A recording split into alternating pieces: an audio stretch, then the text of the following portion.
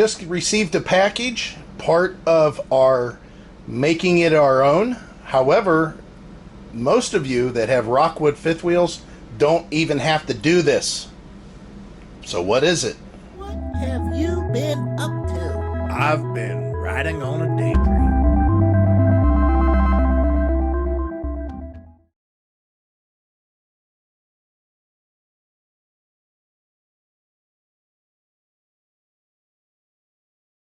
As you know, we have solar on the roof of the RV here. Nice addition. What we did add to this whole setup is a lithium battery. And originally, the RV from the dealer came with a lead acid battery. And I had a lot of questions concerning another component that had to do with the battery and me making that change. Whenever you're plugged in to the park, there is a battery charger that is on board this RV that sends 12-volt power throughout the RV. It converts it into 12-volt, usable 12-volt power.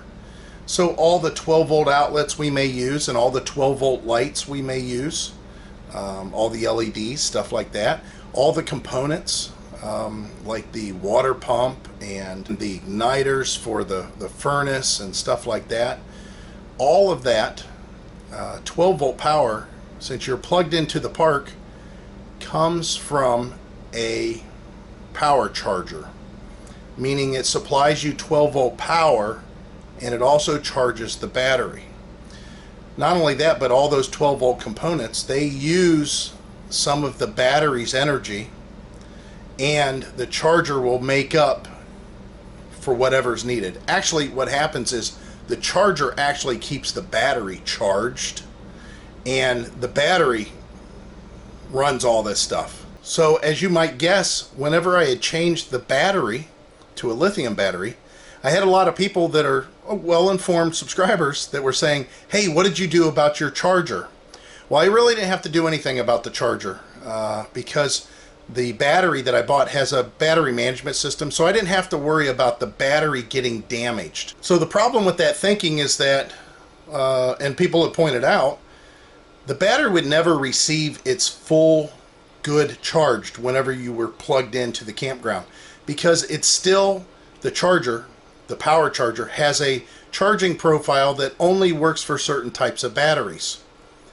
Now, that is only true on Rockwood fifth wheels, in our case, being specific to this unit, that were made in like February 2022 and earlier.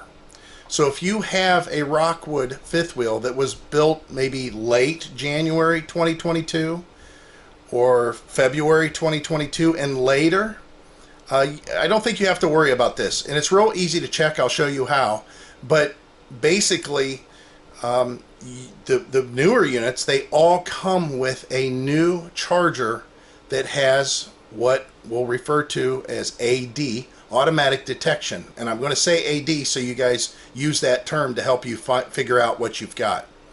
So first of all, where is the power charger on most of these Rockwood fifth wheels? Well, you're going to have to find out where yours is, but if you have a bed slide, and I'm pointing behind us, so your bedroom, if your bed is on a slide that slides out, then it's going to be underneath the bathroom sink.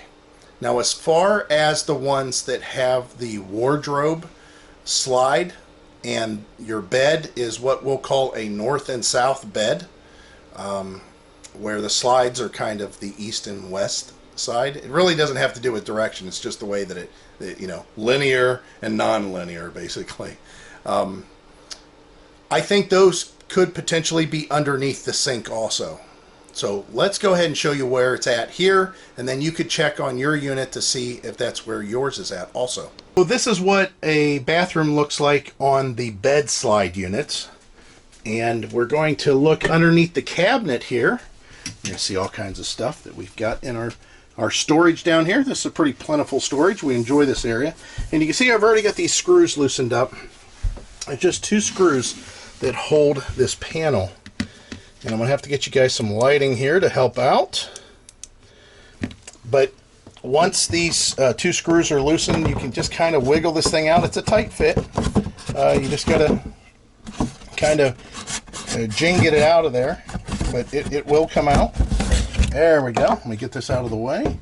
And look at what we see right away. You've got this big power converter. I keep on calling it a power charger. I mean power converter. So how do you know which charge controller or power converter you have? Well, it's in this case going to be indicated by the model number. And you can see that I have an old one because I have a WF9855. If yours does not have the letters on the end of that of 9855AD, then you have the old style power converter. Now you can contact Forest River Direct, Rockwood. Call up there and you can ask them, see if you can order that direct from them, or you might be able to source it from somewhere else. Now here's the thing. I'm going to install the new one, but I am not telling you to do the same. This is something I'm doing on my own, and I'll say it in the manner that I always say it. I do not know what I'm doing. I am not recommending that you do the same. I'm showing you this for purely entertainment reasons, and you should hire a contractor or a repair person to make this change for you. Now I'm going to tell you that this change is very easy to do and not difficult at all. So whoever you get do the work for you. It should not be an issue. There shouldn't be any kind of problems. You shouldn't have to worry about anything. They should be able to do it relatively quick. The hardest part is just accessing it like we just did here. And I'll show you what I'm going to do to swap it out.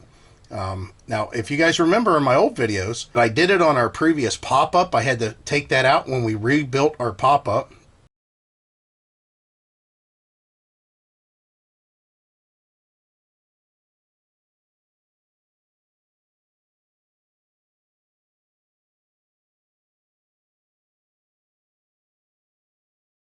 And then on the Terry camper, not only did I take it out initially and clean it up and everything and put it back in, but then I changed it and I put a new one in there. The power that may be stored in here after it's disconnected.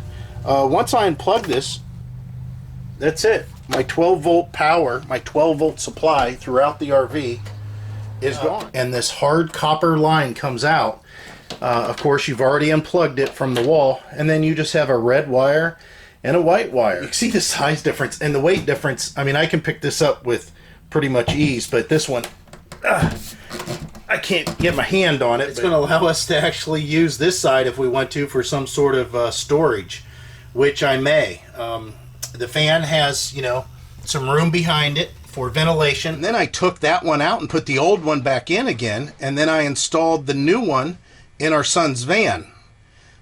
So whenever he was traveling his van, he had the ability to plug in and power all his 12 volt and charge his 2 AGM batteries that he had inside. I would rather have him vent in here. He's got plenty of ventilation going on inside here, and even in the winter, batteries and connections and all that happy stuff. So we're in good shape here. We're in really good shape. Definitely getting much further along here. You can see the batteries are in place. Got everything hooked up here. You can see that his inverter's going to town. He's got those 2 deep cycle batteries on there.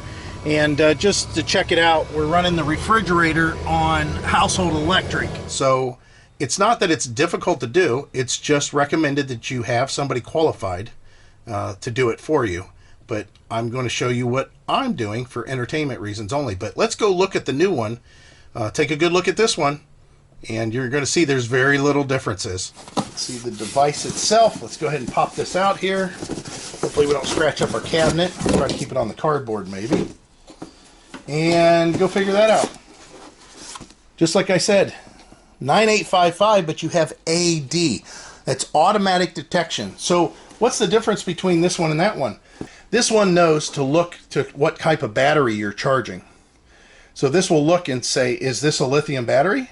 And if it determines that it is through its own little circuitry there, it will then charge it like a lithium battery.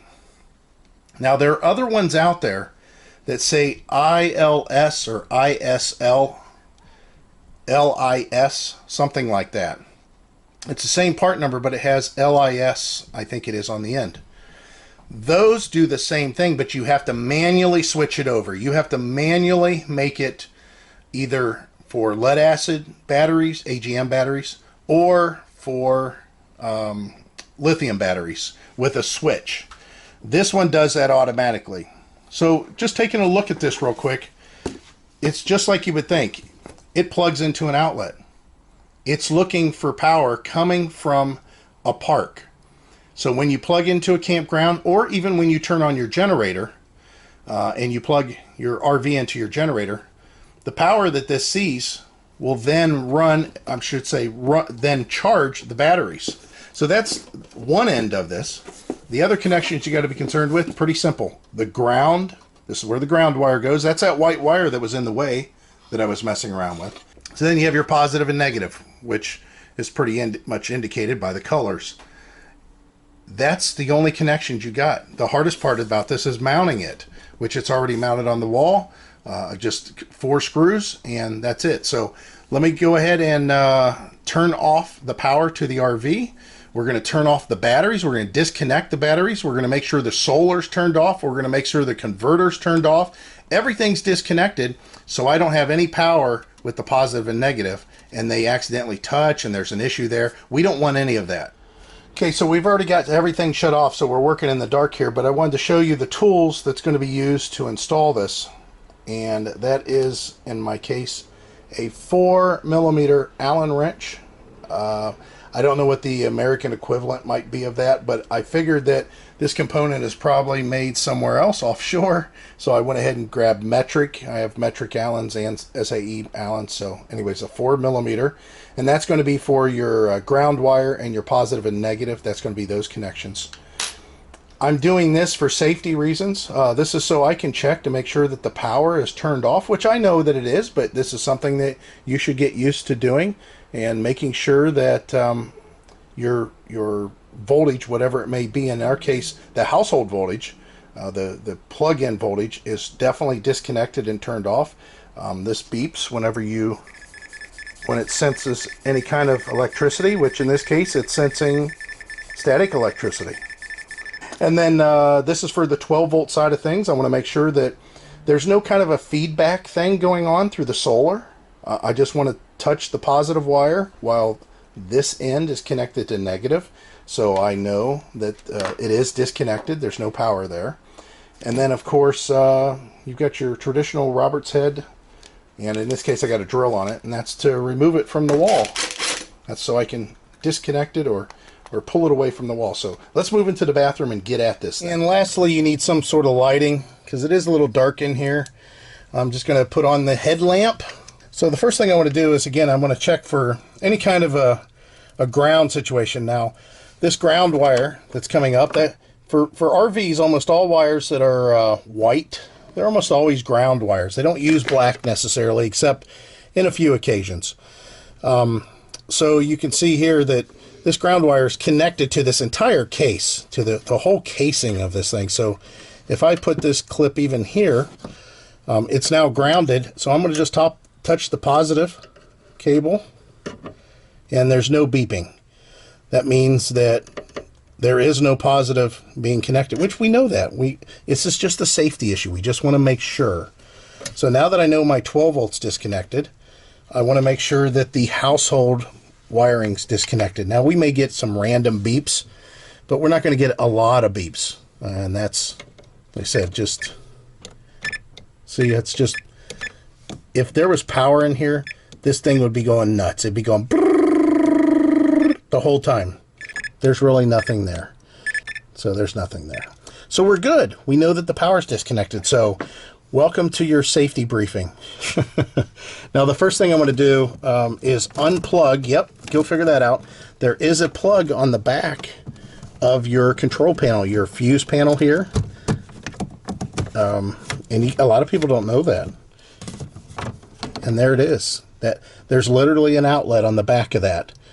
And I just unplugged this. Looks like that it's a little little bent there. So when I plug in this new one, I want to make sure that I push these wires down and out of the way, not pulling anything loose, but just making it a little bit easier to access it. You can see it's back here, kind of hard to see. So now that that's unplugged, we're going to unmount it from the wall. Again, that's why I have this Roberts. This is I'm doing this a little bit blind because the camera's in my way. But I want you guys to see more than me. And we don't necessarily have to take them all the way out. We might be able to slide the new one in because it is slotted. The mounts are slotted screw holes. All right, so now that I have those two screws out and these still two in, I can slide this over. Like I said, we can use them because they're slotted for locators, and then we'll just go ahead and start disconnecting the wiring. And we've already unplugged, so all we've got left is the positive, the negative, and then the ground wire that's over here. So normally when you're working with batteries, you would disconnect the ground first, but this is the chassis ground, not so much the battery ground. So I'm going to disconnect the positive in this case. Okay, let's go ahead and start prying this. There we go. Break that loose. Gotta love it when it's tight. I mean, that's the way to do it. A lot of you may have like T-handle sets, you know, T-Allens, that kind of thing. I do have a power connection. I do have a ratchet that has a wobble you know, thing also. I could do that, but this will allow me to pull that one out, so we're free and clear there. I'll look at this again before I put it in, and I'll just tuck it away here just to make sure it doesn't come flopping over and touch anything. Even though everything's disconnected, you always want to be safe just in case. Now we're doing this negative again, very tight. Let's see if I can get better leverage working with it this way.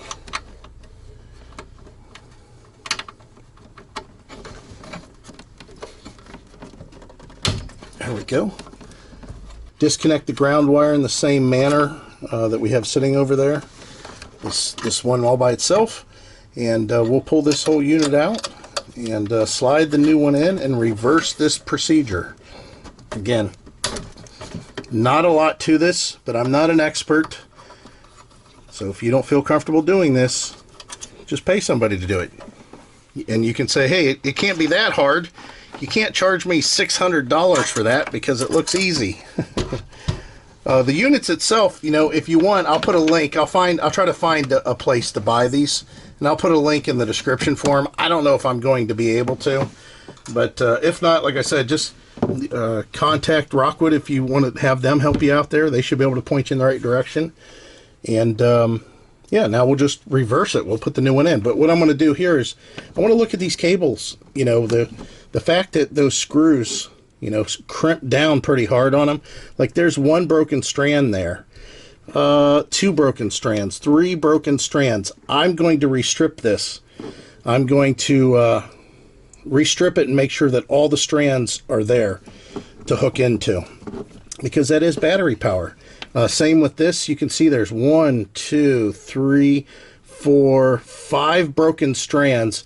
So whenever you see broken strands that are snapped off, that don't make it all the way to the end, well, that means that you're not getting the true gauge of this wire and its ability. And you want that. Now, in all reality, the wires that are there are probably just fine and plenty enough to do what they need to do. However, I want to make sure that I get all the gauge of wire to work the way that it should. So I'm going to go ahead and strip this back a little bit. I'll cut this off. I'm going to, you know, make a new cut, expose all the strands, and then I'll strip it back so I have that much wire fully to go into the new power converter. Okay, so now you can see I've got these all stripped back. I even did this small ground wire, even though that one was okay, just to get new wire started. And these are all fully stranded all the way to the ends. So all we're going to do is take the new power inverter, or power converter, sorry, keep on saying inverter, power converter, and we're going to reinsert the battery cables in the manner that we just saw on the old one, and tighten down those Allen headed lugs.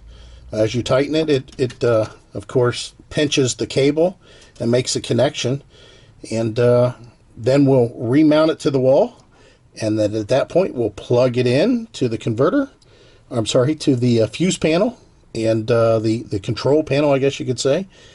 And we'll flip all the power back on and make sure everything works. Have all the wires connected. They're kind of bent and routed in the direction that we need them to be, so that they're out of the way. They're not being affected by anything there.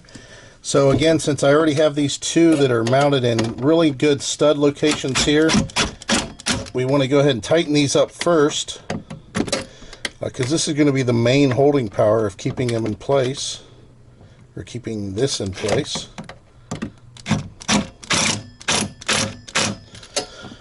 And then I'm going to run the other two screws in on the other side, and they're going to go through the paneling, not into a stud, but that'll keep it from moving, from it coming off of its slotted position. All mounted there. Again, we're coming back to the cord that we unplugged from the back of the fuse control panel. The circuit breakers, all that stuff, that's all over there. Go ahead and just try to route this wire out of the way so it's not really in the way of anything. Even though this is all closed off, you really can't do anything about it. Let me show you what we're doing over here. I don't know how much you're going to be able to see, but the plug that we want to go into, which we're going to try to come in this way, is right. Turn that around, right there, and we're all plugged in. And this does have a fan that's on the bottom of it to keep it cool. So you don't want to put it on the floor. You don't want it to be too close to the floor. You can mount this. This is what they call a deck mount. That's what it actually says up top here. And that means mounting it just straight on the ground, flat. But if you do mount it in the same manner, the same height and everything that they have.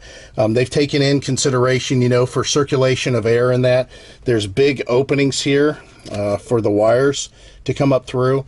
That way it doesn't get too hot in here. This thing, keeps the air circulating and everything stays kind of fresh in here as far as the air is concerned. We'll go ahead and plug the RV back in, turn on the batteries, and we could potentially hear this thing make some noise. So let's see what happens.